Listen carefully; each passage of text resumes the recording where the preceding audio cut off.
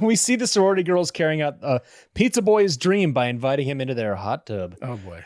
This quickly turns into a nightmare as they go underwater. Ryan's favorite scene. I'm calling it. And bite his head. Vampires are on Smallville. It's what we've all been waiting for. You know, that scene in the jacuzzi, I just thought was just deplorable.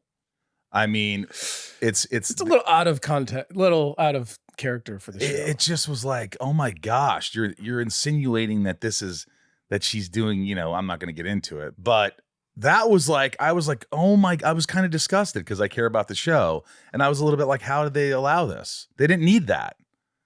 And it was just like, I don't know. It was just. You know what? It's funny. After talking to our special guest already, she brought up a good point about saying no to things. Yeah. And in that scene, you don't have any regular characters. Yeah. So nobody could do anything except do what they're told. Perhaps. And by the way, I talked to Tom and Ryan about this before we even got on the air, but talk about gratuitous.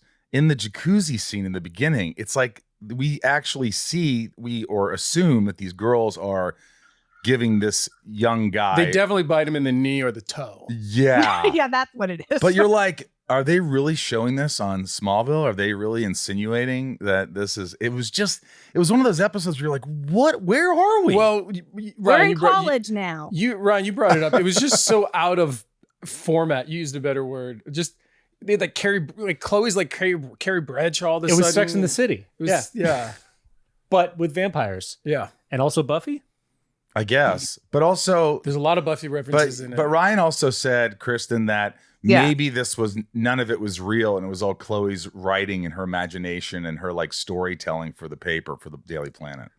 I mean, that would be interesting, but they didn't. Did they imply that? I wanted to think that, but Chloe actually says to Carrie Fisher's character, this really happened. They're not vampires. It was that they were taken over by this LexCorp disease. Right. So yeah. Then that kind of, because I was like, maybe this is just a figment of Chloe's imagination and she's writing fodder to get a job.